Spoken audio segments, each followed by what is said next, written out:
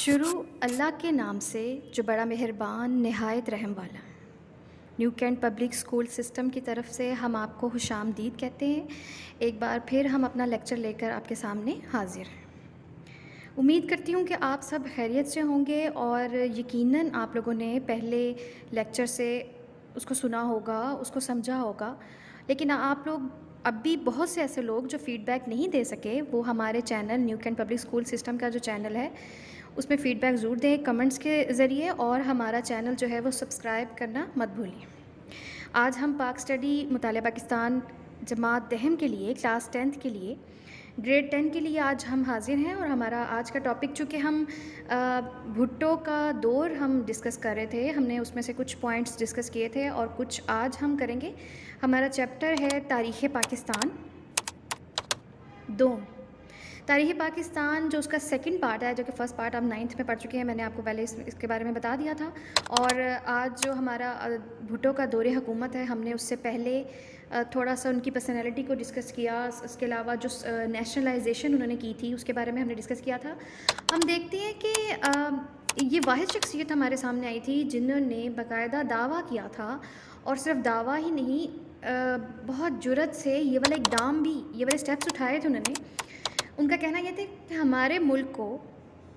خطرناک بحران کا سامنا ہے، میں ایسے وقت میں آیا ہوں جب تاریخ پاکستان ایک فیصلہ کن موڑ پر پہنچ چکی ہے، مجھے نیا اور ترقی پسند پاکستان بنانا ہے، وہ پاکستان جس کا خواب قائد اعظم نے دیکھا۔ اور وہ کہتے ہیں کہ یہ میرا یقین ہے کہ وہ پاکستان ضرور بنے گا۔ وہ قائد اعظم کا خواب لے کر اگر آگے آئے ہیں تو ہم دیکھتے ہیں کہ کس طریقے سے وہ آگے لے کے چلیں۔ آج ہمارا ٹاپک بھی اسی کے حوالے سے ہے کہ بینکوں کو تحویل میں انہوں نے کیسے لیا تھا، اور لیبر اصلاحات انہوں نے کی تھی۔ اس سے پہلے ہم اس کا ڈسکس کر چکے ہیں فرسٹ پوائنٹ کہ صنعتوں کو انہوں نے کس طرح سے لیا تھا۔ جس دور میں وہ آتے ہیں ہم دیکھتے ہیں کہ کس طریقے سے 22 خاندان جو ہے وہ پورے ملک میں قابض ہیں، اور ہمارا ایک صوبہ الگ ہو چکا ہے۔ یہ بھی ہمارے ذہن میں رکھنا چاہیے، یہ والے حالات ہیں، یہ والا انتشار والا حالات جو ہیں وہ چل رہے ہیں، اور ایسے میں ایک بڑے بڑے سٹیپس اٹھانا۔ دیکھیں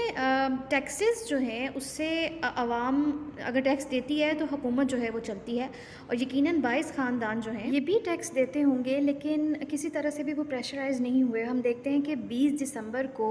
وہ اپنا اوتھ جو ہے وہ حلف لیتے ہیں، اور حلف لینے کے بعد وہ 22 کو ان کے خلاف کارروائی کرنا شروع کر دیتے ہیں۔ 22 خاندان کے پاسپورٹ ضبط کرنا، ان کی صنعتوں کو اپنی تحویل میں لینا، یہ بہت بڑا سٹیپ ہے۔ اسی طرح سے انہوں نے نیکسٹ جو سٹیپ لیا تھا، جو کہ آج ہمارا ٹاپک بھی ہے، بینکوں کو قومی تحویل میں لینا تھا۔ اب چونکہ 22 خاندان نے جب آپ کو یاد ہوگا کہ ابھی پچھلے ٹاپک میں صنعتوں والے میں ہم جب ڈسکس کر رہے تھے، اب جب ان کے لائسنس منسوخ ہوئے تھے صنعتوں کے ڈائریکٹرز وغیرہ کے سب کے، تو آپ کو پتہ ہے کہ 100 ملین کے لائسنس جو صرف لائسنس جو تھے وہ منسوخ ہوئے تھے، مطلب اتنی بڑی رقم۔ یہی رقم وہ سہارا کس کا لیتے تھے؟ بینکوں کا۔ بینکس انہی 22 خاندان کے انڈر تھے، ساری انشورنس کمپنیاں جو تھیں وہ ان کے انڈر تھے۔ اس نے بھٹو نے کیا کیا کہ سارے کے سارے جو بینک ہیں ان کو قومی تحویل میں لے لیا، تاکہ عام عوام تک بھی اس کی رسائی ہو، اور ساری انشورنس کمپنیاں جو ہیں وہ ساری بیمہ جو تھی وہ سب کچھ اس نے اسٹیٹ لائف کارپوریشن جو ہے وہ، جو کہ ان تمام انشورنس کمپنی کی ہیڈ ہے، اس کے انڈر رکھ دیا۔ اب چونکہ جب بینک صرف انہی کے ملکیت نہیں رہی، سب کے مطلب سب اپنا اپنا جو ہے وہ اس کو یوز کر سکتے ہیں، پیسے کی گردش ہوئی، تو ہم دیکھتے ہیں کہ یہاں پہ 2-3 چیزیں جو ہیں، ایک تو بینک ملازمین کے حالات بہتر ہونا شروع ہو گئے تھے، دوسرا حکومت کو، کیونکہ جب بینک ان 22 خاندان کے انڈر تھے تو حکومت کو کوئی فائدہ نہیں ہو رہا تھا، حکومت کو اس سے کچھ بھی فائدہ نہیں مل رہا تھا۔ تو اس وجہ سے حکومت نے کیا کیا کہ جب یہ اب حکومت کے انڈر آ گئے، حکومت نے اب وہ پیسہ جو ہے وہ ڈائریکٹ عوام کے فلاح کے لیے جو ہے وہ خرچ کرنا سٹارٹ کیا۔ ہم دیکھتے ہیں کہ 19 مارچ 1972 کو تمام بینک، تمام انشورنس کمپنیز جو ہیں ان کو اسٹیٹ لائف کارپوریشن کے انڈر، مطلب اسٹیٹ لائف کارپوریشن آپ نے نام سنا ہوگا، یہ تمام انشورنس کمپنیز کی مطلب سب سے بڑی، پاکستان کی سب سے بڑی کمپنی ہے، اور اس کی ہیڈ بنی، اور یہ پھر نارملی گورنمنٹ کے انڈر آ گیا۔ اچھا، اب ہم جب دیکھتے ہیں کہ اس سے فائدہ کیا ہوا کہ ایک تو قومی تحویل میں آئے تو روزگار کے مواقع زیادہ سے زیادہ لوگوں کو ملے۔ ظاہر سی بات ہے، صرف 22 خاندان جو ہیں ان کمپنی کے مالک تھے، اس کے بعد اب یہ قومی تحویل میں آیا، نیشنلائز ہوا تو سب کو روزگار ملا، پیسے کی گردش ہوئی، اور پیسہ جب گورنمنٹ کے پاس ہوا تو یہ عوام کے ڈائریکٹ فلاح کے لیے یوز ہوا۔ یہ بہت بڑا ایک مارکا تھا۔ اسی طرح سے ہم آگے دیکھتے ہیں کہ لیبر کے ڈپارٹمنٹ میں بھی انہوں نے کیا کیا۔ ہم لیبر اصلاحات اگر دیکھیں تو ہمیں پہلی بار پاکستان میں یہ نظر آتا ہے، اس سے پہلے کسی نے بھی لیبرز کے بارے میں نہیں سوچا، اس کے بعد بھی ایون کہ اس کے بعد بھی لیبر کے بارے میں کوئی ایسی ریفارمز نہیں آئی، ایسی اصلاحات نہیں آئی جو بھٹو دے کے گئے ہیں، اور وہ نہ صرف دے کے گئے بلکہ اس پہ سختی سے عمل درآمد بھی کیا جاتا تھا۔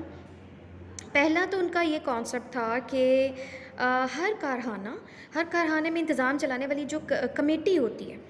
اس میں مزدوروں کے اندر سے ہی 20% لوگ شامل ہوں گے، مطلب جو مزدور کام کر رہے ہیں اس میں 100 میں سے 20 لوگ جو ہیں وہ اس کمیٹی کا حصہ ہوں گے، اور مزدوروں کو جو ہے وہ کارخانے کے حساب اور سٹوروں کی جانچ پڑتال کے لیے بھی انہی کے ذریعے کام کروایا جائے گا، تاکہ وہ انٹرنلی ایکسٹرنلی ہر طرح کے حالات اور ہر طرح کے معاملات سے جو ہیں وہ باخبر بھی ہوں اور وہ بہتر طریقے سے کر سکتے ہیں، مزدوروں کو زیادہ سے زیادہ اپرچونٹی دی جائے۔ اس کے علاوہ خصوصی بونس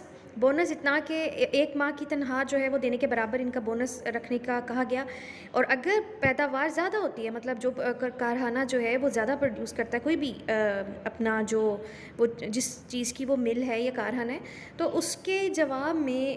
یہ ہوگا کہ ان کو بونس ملتا جائے گا۔ اس سے پہلے مزدوروں کو کوئی بونس وغیرہ کا حساب کتاب نہیں کیا گیا تھا۔ اس کے علاوہ سب سے بڑا ایشو جو اوور ٹائمنگ کا آ رہا تھا، ویک میں 54 آورز جو ہیں وہ کام لیا جاتا تھا، انہوں نے کم کر کے 48 آورز کر دیا۔ ان گھنٹوں کی پابندی اتنی زیادہ سختی سے کی گئی کہ اگر کسی سے کچھ ایکسٹرا اوپر 1 گھنٹہ یا 2 گھنٹہ کام کروایا جائے گا تو یہ ان کا اوور ٹائم ہوگا، اور ان کے اوور ٹائم کی تنخواہ جو ہے وہ اسی حساب سے پھر مقرر کی جائے گی۔ اس کے علاوہ ہر مزدور جو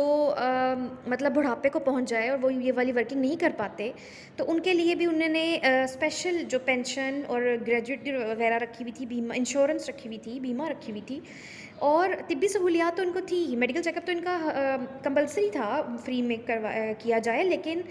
مالکان کی طرف سے ان کو پینشن کی صورت میں بھی معاوضہ دیا جائے گا جب وہ بڑھاپے کی صورت میں کام نہیں کر پاتے یا بیمار ہو جاتے ہیں، یا جیسے ریٹائرمنٹ کی کوئی ایج ہوتی ہے۔ اس کے علاوہ طبی سہولتوں میں بھی مزدوروں کو جو ہے وہ سب سے پہلے آگے رکھا گیا کہ جیسے فری میڈیکل جو ہے وہ دیا جائے، اور اس کی ذمہ داری ساری کی ساری مالکان کے اوپر آئے گی، اور رہائش کا بندوبست سب سے پہلے، یہ بہت بڑی بات تھی، میجورٹی لیبر جو ہیں وہ رینٹ پہ تھے اور ان کی رہائش کا بندوبست نہیں کیا گیا تھا، تو مالکان کی طرف سے ان کی رہائش کا انتظام بھی کیا جانا تھا۔ تعلیم کی سہولتیں، کم از کم ایک بچے کو میٹرک کرانا ہر مالک کی جو ذمہ داری تھی، کسی بھی لیبر کے بچوں میں سے کسی ایک کو میٹرک کرانا، اس کے تعلیم کے جتنے اخراجات تھے وہ سارے کے سارے مل مالکان کے اوپر آتے تھے۔ اسی طرح سے ایک انہوں نے صنعتی روابط کمیشن بنائی تھی، ایک یونین بنائی تھی کہ اگر مزدوروں میں آپس میں لڑائی جھگڑا ہو جاتا ہے تو اس کو وہ کمیٹی جو ہے وہ ڈیل کرے گی، اور لیبر عدالت بھی بنائی گئی تھی، اور